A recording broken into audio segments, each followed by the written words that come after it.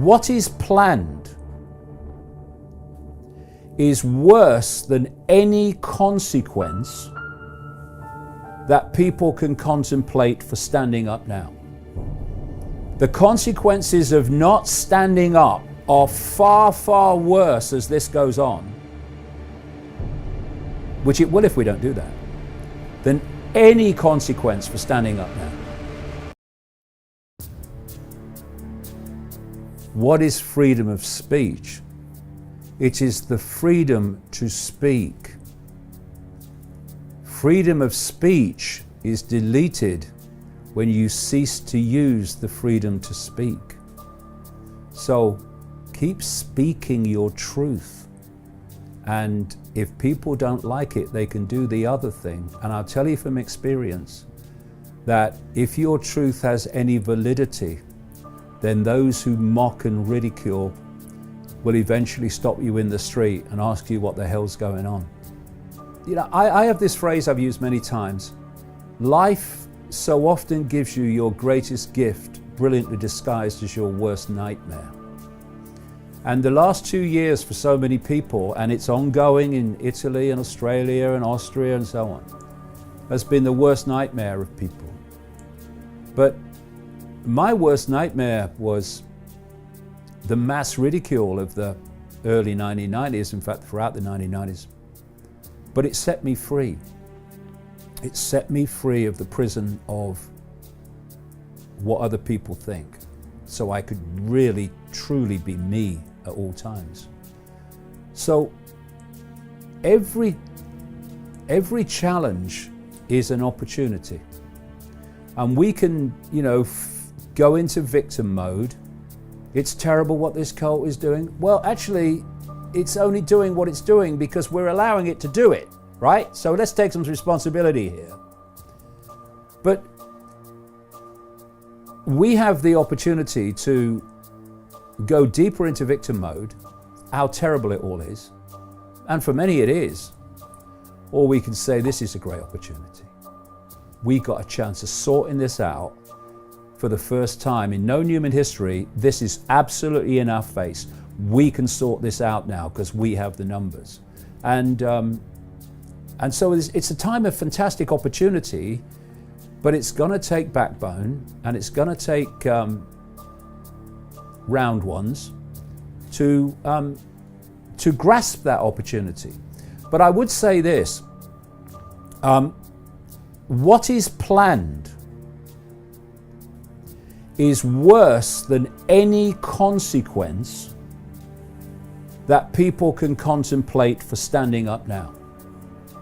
The consequences of not standing up are far, far worse as this goes on, which it will if we don't do that, than any consequence for standing up now. Line in the sand, because the longer we leave it, the harder it's going to get. Great opportunity. We've got to grasp it though, and then we can look back when we leave this world or as we get older. I mean, I'm old now, really, and say, God, what an achievement. We set the world free after all this time. That's the opportunity that we can grasp. Whether we will, we'll see. But I remain optimistic. And so celebrating your uniqueness, refusing to have your uniqueness suppressed by authority or peer pressure, is to celebrate uniqueness as well as celebrating that we're all part of an infinite whole. And once we realize we're all part of an infinite whole, what are we competing with each other for? Why do people get up in the morning to get more and more money when it would take 100 lifetimes to spend what they've already got, when other people are struggling? Why are we competing with each other? Why aren't we loving each other? Why aren't we looking after each other and looking out for each other? Why do we see each other as different because we have a different color skin? If we were on the moon and we had different color spacesuits, would we be arguing over the color of our spacesuit? No, we wouldn't. What is the body? It's a vehicle for consciousness to experience this reality. That's all it is. But once you get into five sense perception, seeing the world through the five senses, you get pulled into a five sense phenomenon, which is the body. You get pulled into body consciousness. Now you become aware of someone's body. You're different to me. Yeah, but it's a different spacesuit, mate. I am you, you are me. We're different, unique expressions of the same consciousness. And you see that from here. But from here, you can focus on the body. And so you have all these fault lines to divide and rule on race and religion and all this shite, which when you therefore see it, the whole basis of cult control of humanity is to isolate us in the five senses and to put us in five sense body mind awareness. That's once they've done that, they got you. If you isolate the five senses from an influence of expanded levels of consciousness, how do the five senses get a fix on the world? They're not going to get inspiration from here. They're not going to get insight from here because they've shut off from that.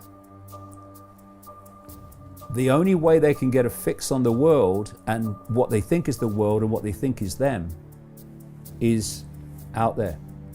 And out there is the cult-controlled media, the cult-controlled education system, and so on, which is feeding them a version of reality that is nothing to do with truth and everything to do with what they need to believe so that their population can be mass controlled. The education system is not about education, it's about indoctrination, it's a programming system. The media is programming system, and the people running the media, working in the media, called journalists, are themselves programmed. It's programmed minds programming other minds.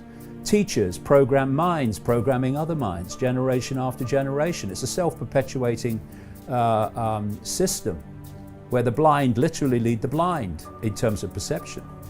But you change your self-identity. It's all you need to do in my experience.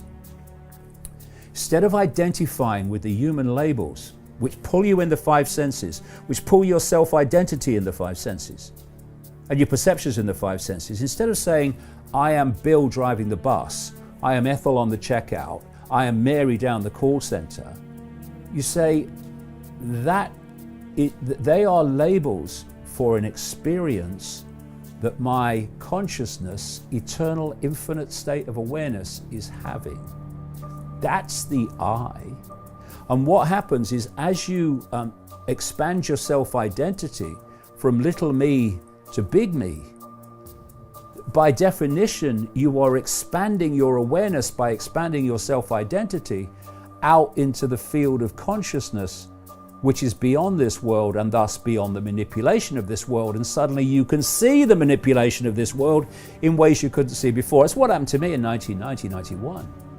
Suddenly the world looked a completely different place. Why? Because I'd gone from there to there with an explosion that opened my mind and led me into massive ridicule for a while. But the ridicule set me free because it set me free of the fear of what other people think. And that's the prison that most people live in, the fear of what other people think. And once you take that on board, and most people do, you are no longer you. You are what you think, want you to be. So you become them. And what's that doing? Giving your power away yet again. We should be expressing and celebrating our uniqueness, because although we are all part of one seamless consciousness, we are a unique expression of it. We are the sum total of our experience and what it has given to us. Thus, we are unique and part of a unity.